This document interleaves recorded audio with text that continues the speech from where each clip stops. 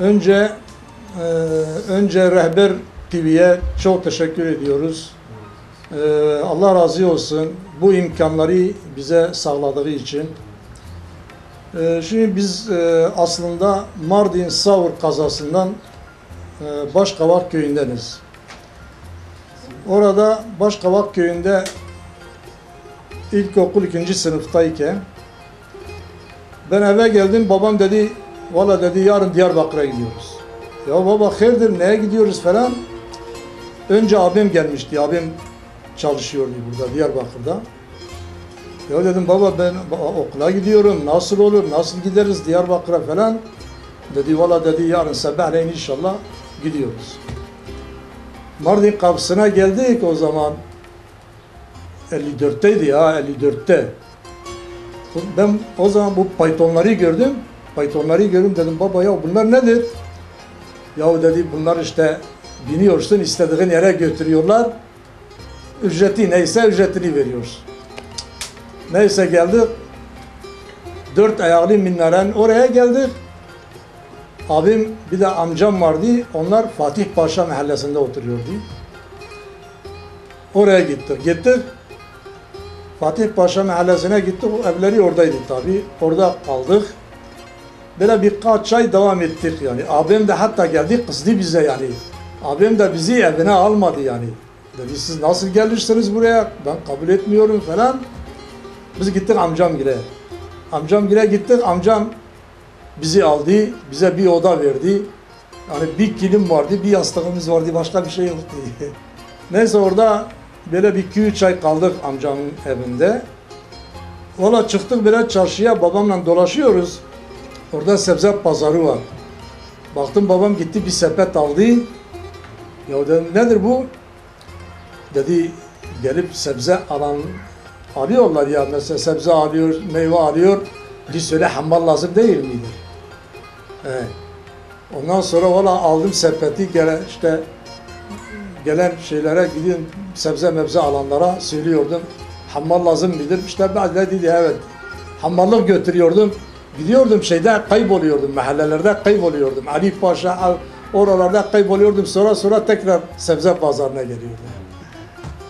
Valla bu epey devam etti. Bir gün gene birisine hammallık götürdüm de kapısına. Gördüm baktım lokantadır orada. Orası lokantaydı. Hammallık götürdüm oraya. Lokantanın sahibi hatta kilisliydi. Dedi benim yanımda çalışır mısın? Dedim çalışırım. Dedi tamam dedi. Neyse orada işbaşı yaptık. Tabii orada bulaşıkçılık yapıyordum. Günde alıyorduk 1 lira. 1 lira yemeğe veriyordu bize. 1 lira işte yani ya bitmiyordu ya. Sanki öyle yani çok paraydı ya. 1 lira inan et yani bir evin masrafına hemen az çok yani yetirebiliyordu. 10 kuruşa yarım ekmek alıyordu. 25 kuruşa istediğin meyve, istediğin şeyi alabiliyorduk o zaman. Neyse orada da epey zaten devam ettim. Yani biraz büyüdüm. Ondan sonra yani büyüdüm. Askerlik zamanı geldi. Askere gittim ben. Askere gittim. Sivas'a verdiler. Orada Sivas'tan Kayseri'den Erciş'e geldik. Erciş'te o zaman biz 24 ay askerlik yaptık. 24 ay kırıkırına askerlik yaptık biz o zaman. Askerlik bitti. Terhis olduk geldik. Başladık bu yağlı boya badana işlerine. Bizim bir tanış vardı. Onun yanında çalışıyordu. Yağlı boya badana derken bir gün açıldı. Dicle Özel Hastanesi açıldı. Eski trafik bahçesinin orada Dicle Hastanesi açıldı. Bizim bir tanış vardı orada çalışıyordu. Geldi dedi valla aşçı lazımdı bize. Dedim aşçı lazımsa tamam doktor beye söyle. Doktor Fikri Arık vardı o zaman çocuk mütehassısı. O da bizim Midyatlıydı. Neyse gittik onun yanına. Konuştuk orada. Orada işbaşı yaptım. Dicle Özel Hastanesi'nde işbaşı yaptım aşçı olarak.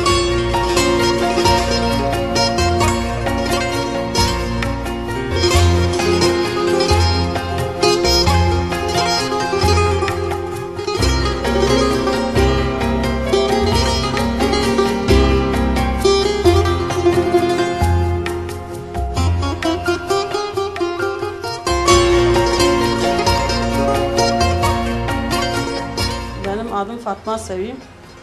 İşte bizim köyümüz Diyarbakır'a bağlıdır, Çakmak köyü. Diyarbakır'a çok yakındır bizim köyümüz. Biz de babamla beraber gelmiştik, yani çoktan gelmişiz biz de buralarda. İnan 50 sene fazla vardır buraya yerleştiğimizden beri. İşte biz bu kaynanamgille komşuyduk, yani biz onlarla beraber komşuyduk.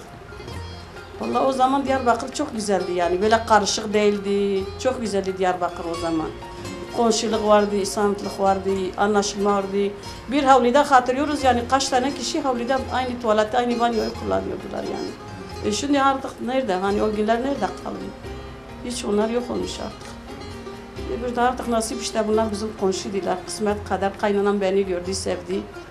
İşte ona demiş bu komşu kızı valla iyidir, sana isteyelim. O da demiş anne sen uygun görürse ben de uygun görürüm. Geldi babama da söyledi kaynanam.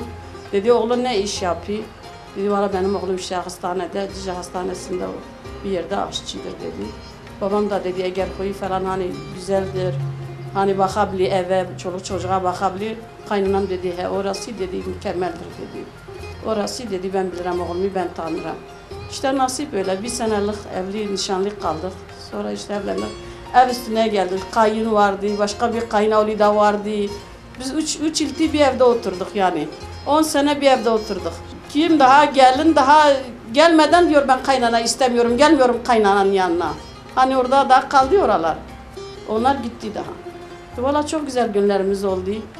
Beraber olduk. Eski evlilikler daha huzurlu, daha bence daha huzurluydu. Valla daha huzurluydu. Kaynanamıza saygımız vardı, sevgimiz vardı. Kayınbabamıza, kayınlarımız gelseydi onların önünde kalkardık. Yani böyle oturmak yoktur, hizmet vardı, iş vardı. Akşama kadar çamaşır, bulaşık, makineler vardı. Hiçbir şey yoktu, hep elde yıkardılar. Gezme yok, bir şey yok. Akşama kadar iş, çamaşır, bulaşık. Valla çocuklarımı çok gül gibi büyüttüm. Tertemiz okullarına hep pek iyi halde. Şimdi Mustafa beni duysa diyecek annem zaten orada diye arkadaşlar diyor ki sen bu nerede bu temizlik hastasıymışım ben anneme çekmişim. Valla çok şükür Allah'a.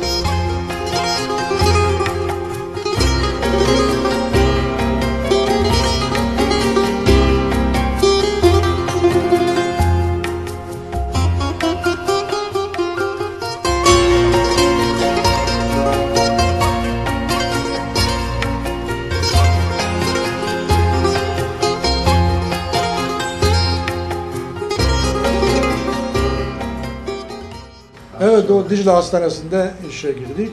Orada ben 4 yıl falan kaldım. Çalıştım Dicle Hastanesi'nde.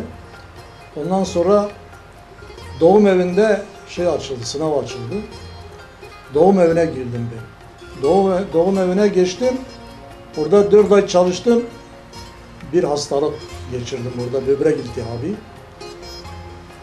Orada kadro almamıştım daha. İşime son verdiler. Ben 2 sene böyle hastalık çektim yani. Böbrek iltihabı vardı. Evet. Mustafa daha dünyaya gelmemişti. Ondan sonra doktorlar lokali açıldı.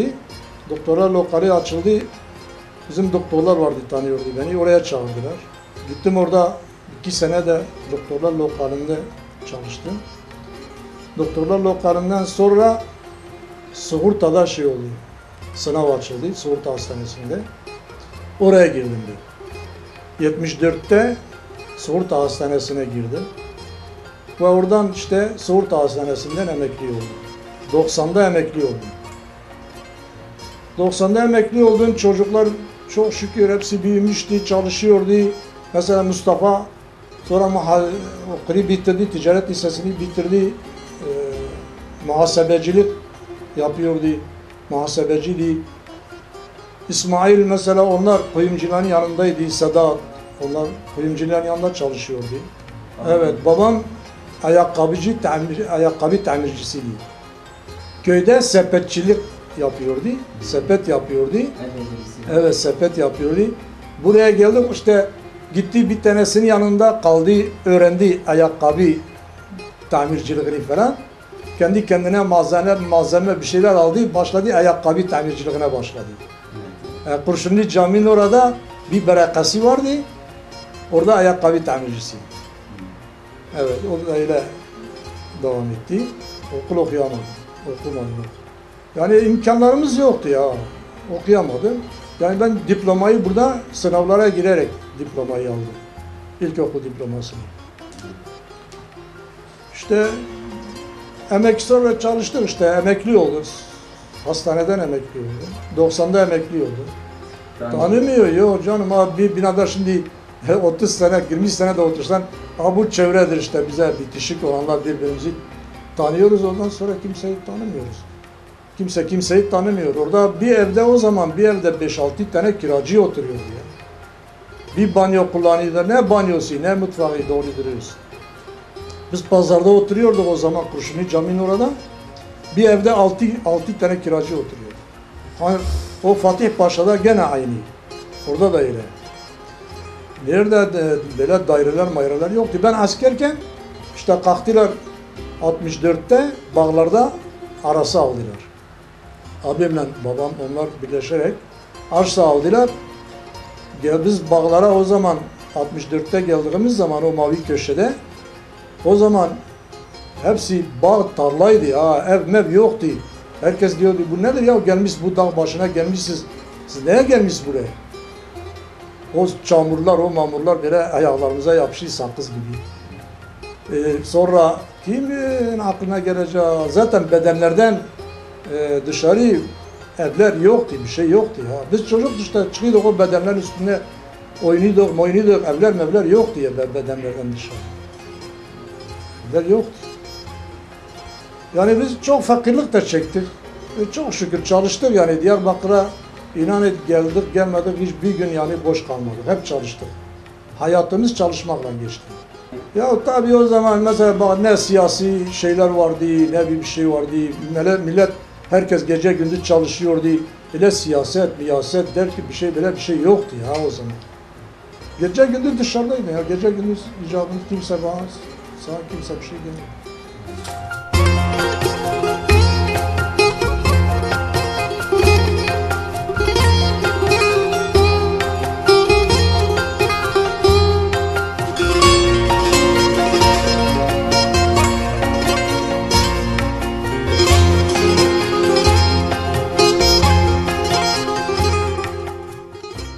Şimdi çocuklar 5 erkek 3 kız. 5 erkek 3 kız var. Öbür kızlarımız bir tane İzmir'de, bir tane Bursa'da, bir tane İzmir'de. Erkek çocuklar işte Mustafa işte cezaevinde. Çocuklar o zaman böyle küçükken hep kuyumcularda çalışıyordu. Kuyumcuların yanındaydı. Herkes diyordu senin çocukların altın kızlardır. Öyle ki ya vallahi. Ondan sonra çalışıyor tabii. Ticaret lisesini Mustafa bitirdi, muhasebeciliğe başladı. Öbürleri de hepsi mesela ben İsmail şeyde çalışıyordu. KVK'da orada çalıştı. 5-6 sene mi ne orada kaldı. Sadat onlar kuyumcuların yanında çalışıyordu. Ahmet var ya, Ahmet küçüktü. 90'da işte ben emekli oldum. 94'te yani işte hiçbir şey yok, boş yer aldı. Sedat'ın bir mescit vardı. Bu Ertip'in orada bir mescit vardı. Çocuklara ders veriyordu. Kur'an dersi veriyordu. Kur'an dersi veriyordu. Yani 20-30 tane talebesi vardı, öğrencisi vardı orada. Baktı o gece eve gelmedi. Sabah arkadaşlarından sordum. Ve dediler Sedat polisler yakalamış. Dava nedir? Biz de bilmiyoruz. Sedat'ı ara cevap haber yok. Ne hastane bıraktık, ne karakol bıraktık, ne hiçbir yer bırakmadık. Bir sonuç alamadık yani Sedat'tan. En sonunda kaç gün geçti, bir hafta falan geçti. Dediler valla şeydedir, Ertip'indedir. Ertip'inden haberini aldık dediler. Almışlar içeriye. Nedir, dava nedir? Diyor işte Kur'an dersi vermiş camide, orada bir mescitte. Oradan almışlar. Aklımızda, hayalimizde yoktu bile bir şey yani. Biz bırakmasını beklerken taklif ettiler. Ondan sonra hiçbir şey yokken. Aradan zaman geçti. O zaman geçti. küçüktü de mesela. 17 yaşındaydı. Ondan sonra bunu Adıyaman'a verdiler. gittik Adıyaman'a gittik görüşüne. Orada yakalandık, biz de yakalandık. Adıyaman'a girdik, bizi yakaladılar. Taksi tutmuştuk. Nedir? Plakası 21'dir. O zaman durum çok berbattı ya. Çok kötüydü. Adıyaman'a girdik. Köşeyi döndük. Cezaevine gideceğiz. Bizi sardılar.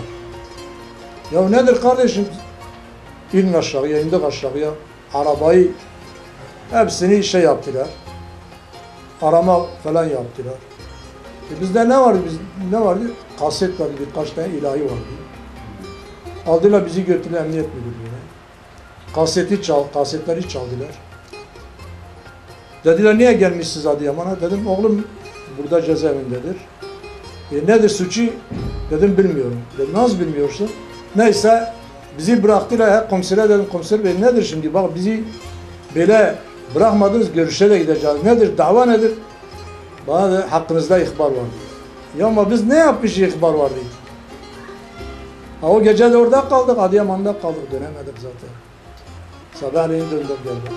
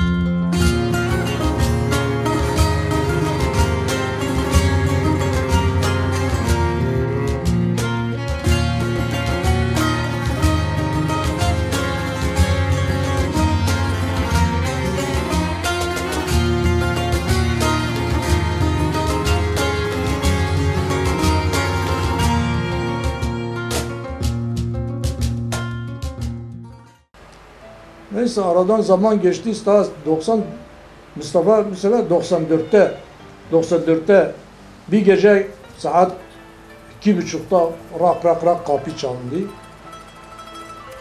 Kalktım. 3'te falan. Sabah 2:30 sıralarıydı. Öyle bir şey. Dediler polis. Açtık kapıyı buyurun. Ayakkabılarla hücum ettiler içeriye. Ya nedir kardeşim hayırdır ya? Dediler biz herhalde yanlış gelmişim buraya. Bizim çocukları kaldırdılar işte yani Mustafa yatıyordu. Mustafa'nın haberi hiçbir şeyde yok. Kendi kendine yatıyor. Hiçbir şeyde haberi yok. Kaldırdılar Mustafa'yı dediler git sen orada otur. Orada oturdu evimi arama yaptılar.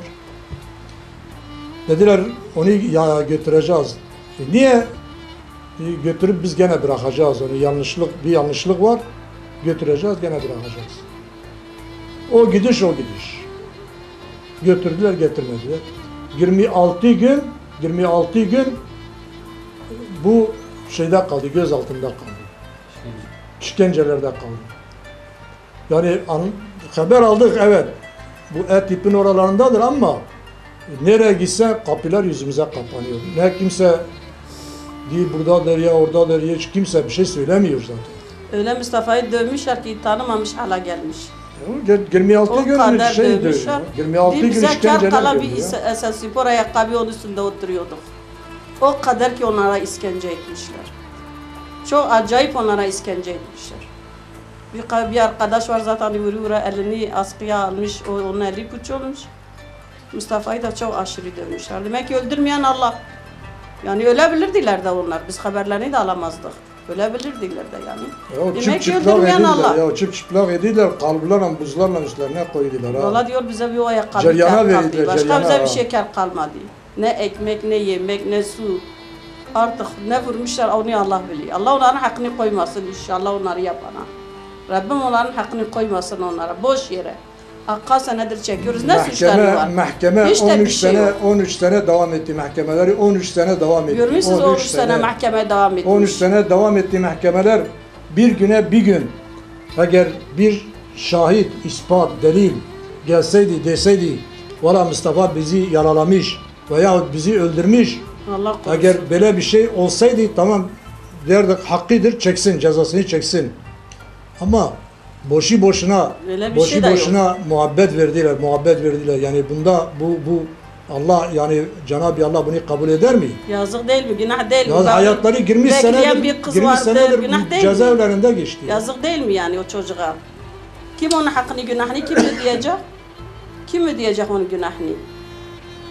Şimdi de götürmüşler ta nerelere. Nasıl gideceğiz biz onun yanına? Tokat'a vermişler. Tokat cezaevine. Ya ben 3 seferdir ameliyat oluyorum, kalp ameliyatı oluyorum ya. Bypass ameliyatı oluyorum. Ben ne daha uzak yerlere ne gidebiliyorum ne bir şey. Ayda, yılda bir sefer ya gidebiliyorum. Valla biz de ya gidiyoruz, koma oluyoruz yolda. Mardin'e verdiler, Bingöl'e verdiler. Başka nereye? Kaç Elazığ'a verdiler.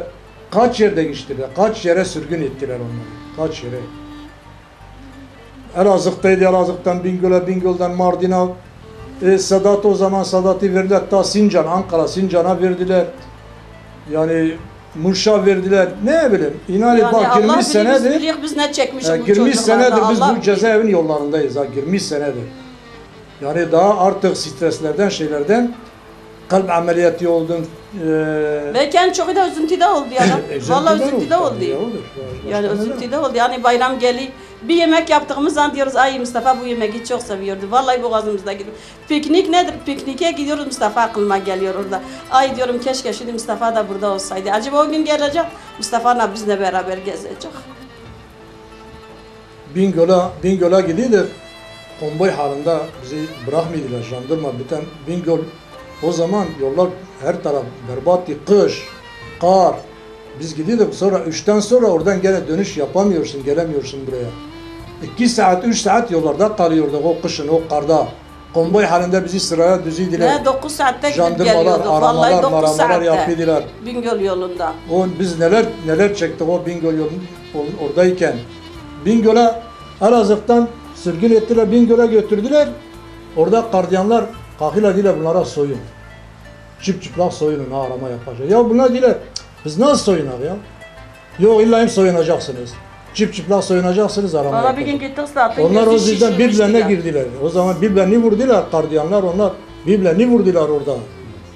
Mustafa'nın gittik bir gün baktık zaten gözü şişmiş böyle simsiyah olmuş. Niye? Ve gardiyanlar beni dövmüş. Sonra gittik aynı onu döven gardiyanı da gördük. Dedik sen korkmadın Allah'tan nasıl bunu böyle dövdün? Diyor onlar üstümüze geldi. Dedik siz onların üstüne gitmişsiniz. Siz onlara demişsiniz soyun anada çıplak doğma. Niye soyunsunlar? Bunlar bir daha gitmişler bir daha buraya gelmişler. Bunlar yeni mahkum değiller ki. Siz bunları tanıyorsunuz. Niye bu kadar bunlara eziyet etmiş? Biz de onlar orada kavga ettik. Gardiyanlarla biz de bir ara kavga ettik dışarıda onlarla. Yok onlar önce üstümüze gelmişler. Onlar dedi yok siz bize dedi soyunun. Onların eli kolu bağlıdır Ya zaten. ne Baş yaparlar gardiyana size? söyledim Allah'tan korkmuyorsunuz. Vallahi Ne yapmışlar? bize Onların suçu nedir kocaman ya? zopalarla gelmişler bize. Vallahi dedim baş kaynadım demeyin bunlar sahipsizdir. Vallahi siz bak o belayı göreceksiniz, o şeyi göreceksiniz. Onların kimseleri Allah'tır. Siz hiç ne diye kimse değil. çıplak soyduruyorsunuz onları? Ya bizim görevimizdir. Böyle göremiyorlar ya. Zaten adam yeni mahkum değil ki. Elazığ'dan sürgün gelmiş buraya. Yeni mahkum değil Önce bir şey değil. Bingöl'den gitmişti Elazığ'dan tekrar oraya gittiler. Ya o gece gündüz anlatsan var ya, gece gündüz anlatsan bitmez ha. 20 senedir Allah biliyor, biz biliyoruz neler çekmişik, neler çekmişik.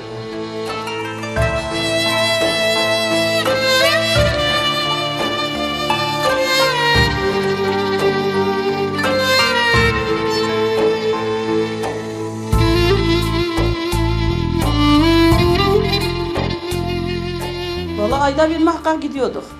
Ayda bir gidiyorduk.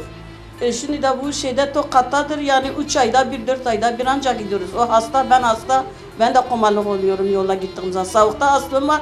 Çıktığım zaman dışarı titriyorum soğuktan donuyorum.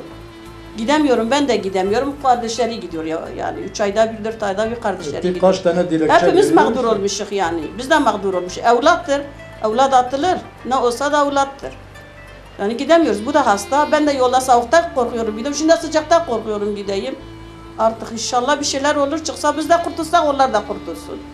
Vallahi yani bizim için bir azaptır. Valla zulüm, çok zulüm gör, çok zulüm. Artık biz de nefret etmişiz bunların, bu zulümlerinden. Elinden bir şey gelmiyor, bir şey yapamıyorsun ha. Çok şükür Allah yolundadırlar. Çok şükür. Yo, anımız açıktır. Çoktur. Bir şey kimsenin bir Biz çok şeysini şükür. çalmamış, kimse namusuna gitmemiş. Allah içinse canımız malımız feda olsun Allah'a. Başka bir şey yok ki suç ortada. Olsa biz de görecektik. Diyarbakır köy gibi de bir gün birisi kapımıza gelecekti. Bizi rahatsız edecekti. Diyeceğiz çocuğun buna bir şey söylemiş ya buna bir şey yapmış ya bunun camını kırmış. Ya bir şey yapmış muhakkak duyacaktı. Öyle bir şey de yok. Şimdi suçsuz yerde bu kadar yatmak. Bu da zulüm değildir yani. Büyük bir zulüm bu da.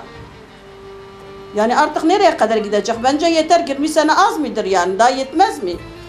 Bir şeyler çıkarsa bu çocuklar çıksa dışarı günahtılar. Hep hastadırlar ha. Bir tane inan ki içinde o çocuklar bir tane sağlam yoktur. İnşallah. O teselli var ya, o teselli bizi işte tam teselli ediyor ha. Anımız açıktır ha. Onun için diyor. Biliyoruz ki çok bir şey şükür Allah yapmamışlar. için, Kur'an içindir valla. Başka bir Valla şey yok. bunlar kötü bir şey yapmamış. Anımız açıktır. Onun için artık yani içimiz rahat ediyor ha. Yoksa kötü bir şey yapsaydılar. Valla o zaman şimdi çoktan biz yani öbür dünyayı boylardık. Ama ne kadar da olsa gene insan üzülür yani evladıydı. Cigerdir ya, cigerdir Yani ha. sonuçta Şimdi bir yemek yese o yapsın, aklımıza mümkün geliyor. değil Diyor ha. Mustafa şimdi orada ne yiyor? Bir de rahatsızlığı var onda her şeyi yemiyor. Yani muhakkak aklımıza geliyor. Bir hayatları gün aklımızdan söndürüyorlar ya, geçmiyor. hayatları, Ancak gençlikleri gözümüz söndürüyor. uykuya gide biz yatsak Mustafa aklımızda çıkacak yoksa çıkmıyor. Mümkün değil. Mümkün değil Mustafa'yı unutmak mümkün değil. Bir Var uzakta hatta Tokat'a vermişler. Kaç tane dilekçe veriyoruz Başbakan'a, Adalet Bakanlığı'na, Cumhurbaşkanlığı'na. ya bari buralara getirin, yakına Hiç getirin. olmasa yakına getirsinler. Buranın çevresine getirsinler. Ona da razıyız biz. Bu sefer de gene dilekçeler verdik. Yo dedi Kapasiteler almışım. yoktur. Başka Yo dedi yer gördüğümüz yoktur dilekçeyi diye. almışım. Gönderdiğimizi almışız ama cevap yok. Şimdi de cevap gelmedi yani. cevap Gene gelmedi. dilekçeler yazdık verdik. Cevapları gelmedi de. Buralara hiç bu çevrelere verseydiler gene iyiydi. Ya 10 saat yol çek, 10 saat. Gel 10 Bir daha saat. tekrar dön ne 10 bir yerde saat git, 10 istirahat etme saat bir daha gel, dön. 20 saat. Zordur yani, çok zor oluyor. Öyle öyleleri var. Hepsi hastadır ya, hepsi hasta. Valla kaç tane Yollardan, anne yollardan yollarda komalık oluyorlar. komalık, bayran Eyvallah. bayran oluyor ya. Yazık günah değil mi ya? Ya asker öldürmemişler, polis öldürmemişler korusun. kardeşim. Allah korusun. Eğer öldürseydiler tamam diyecekti valla tamam çeksinler. Ya 20 senedir bir şahit bir delil o kadar bak 13 sene mahkemeler devam etti. 11 Bir delil sene. bir şahit gelseydi deseydi valla bunlar bizi öldürmüş ya. Bizim adamımızı öldürmüş ya yaralamış. O zaman biz de diyerdik çeksin valla cezasıdır yapmış çeksin. Şimdi kanun delile ispata bakmıyor mu? Delile ispata bakıyor. Ya avukatlar kalkıyor, konuşuyor, avukatları kimse umursamıyor ha. Onlar gene bildiklerini yaptı ha. Kalktılar muhabbet verdi 36 yıl. Muhabbet verdi bunlara yazık günah değil günah ya. değil mi o çoluk çocuk? Gençlikleri gitti cezaevine. Sen bunun kapının delilini arkasında. getir, ispatını getir. Eğer yapmışsa tamam ver cezasını. Yani namaz kılmak, Kur'an okumak, camiye gitmek suç mudur? Eğer suçsa o zaman tamam kabul ediyoruz. Hepimiz Kur'an okuyoruz, namaz kılıyoruz, camilere gidiyoruz. O zaman bizi de alaydılar, bizi de alsın. Suç yani bu suç mudur? Dinini yani yaşamayacak mısın? Yani hangi devlette bu var? Hiçbir devlette yok bu. Ben namazımı kılıyorum, camiye gitmişim, Kur'an okumuşum, öğrenciye ders vermişim. Suç mudur bu? Bu kadar zulüm olmaz ya. Biz de insanız, yani böyle bir şey hayatta görülmemiş bir şey. Ya vallahi Mardin'e gidiyorduk. Bir gün önce görüş için.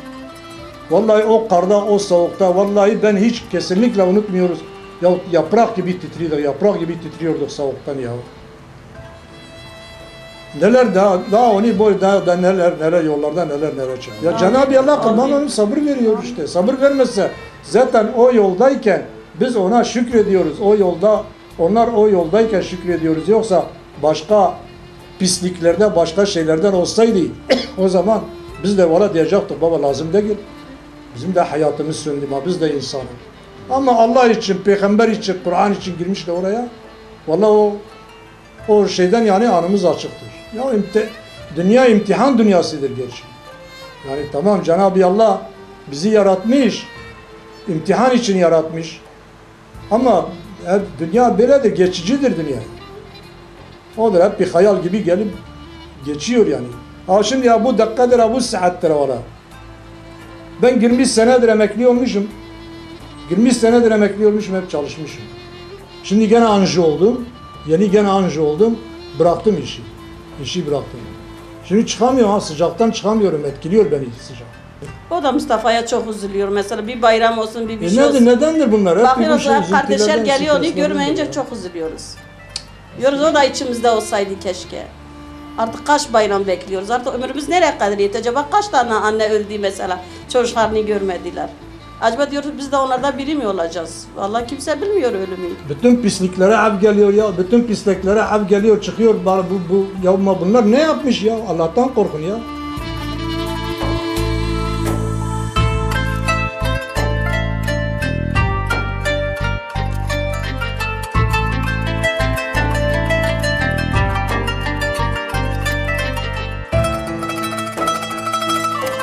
Ramazanlarda o zaman top atılıyordu, top. O saray kapısında o kale var ya, kalenin üzerinde toplar vardı. İftarlarda doldururdular, çaput, barutla patlatıyordu o zaman. Herkes topu bekliyordu ya o zaman. Biz o zaman Kurşuni Cami'nin orada oturuyorduk. Onlar hepsi gitti, eski o zevkler, o Ramazanlar, o oruçlar. Nerede? Şimdi öyle de. Ya şimdi ne saygı kalmış, ne sevgi kalmış, ne bir şey kalmış. Ha, yanından geçiler çıkar ağzında diyor. Ne Ramazan'ı ne hani. Görür müsün? Neler var neler. Zor şimdi, çok zordur. Ya Hristiyandır, Hristiyan. Ha Hristiyandır, gene Ramazan'a oruca saygısı var. Açıktan yemiyor ya. Yemiyor ha. Ha şimdi bana Ramazan'da göreceksen gene lokantalar, kahveler tıklım. Televizyonlar yoktu, bir şey yoktu. Ha televizyonlar, evet tamam bak televizyon tamam güzel alet, güzel alettir ama güzel programlar mesela dini programlar uygulansa, yapılsa yani haberleri, dünyayı görüyorsun, seyrediyorsun. Ama bu televizyonlara şimdi affedersen her çeşit pislikler çıkıyor. Turguz Oto Özel değil, pislik çıktığı zaman düğmeye basın, kumandaya basın ama durduğun anda pislik çıkacak, kumandaya basacağız. O zaman televizyon yok, sinemalar vardı. Ona küçüktür, gidiyor, sinemalara gidiyor. Sinemalara gidiyor, televizyonlar zaten çıktı çıkmadı, bütün sinemalar hepsi kapandı yani. Belki 15-16 tane sinema vardı Diyarbakır'da. Televizyonlar dediler çıkacak, işte konuşacaklar, şey yapacaklar, göreceksiniz, oynayacaklar dedik. Öyle bir şey mi olur ya? Nasıl öyle bir şey olur mu? Bize yeni çıkmıştı, çay ocağına gidiyorduk. Bir tanesi yeni almıştı, siyah beyaz televizyon. Yeni almıştı, o demir rayın orada ofiste. Gidiyorduk, yalvarıyorduk ha diyorduk ya aç ya, o televizyonu aç hele seyredik ya. Ya abi dedi ya bir ton para vermişim ya ben nasıl?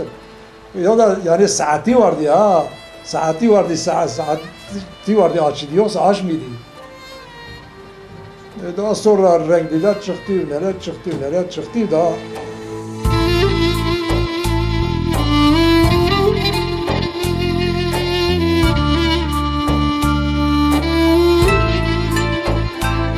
Biz Mustafa'dan razıyız, Allah da razı olsun. Allah onun arkadaşları hepsini kurtarsın kısa bir zamanda ya Rabbi. Bize kavuştursun ya Rabbi. Çok üzülüyor onu vallahi artık. Öyle olmuş ki gücümüz kalmamış çekakına. Eskiden gene sabrımız vardı. Şimdi hiç benim sabrım kalmamış. Ya Rabbim diyorum sen hayırlı bir kapıyı açasın. Sen onun arkadaşlarını hepsini kurtarasın oralarda ya Rabbim. Telemülümüz odur vallahi inşallah ya Rabbim. Sen büyüksün. Senin gücün her şeye yeterdir ya Rabbim.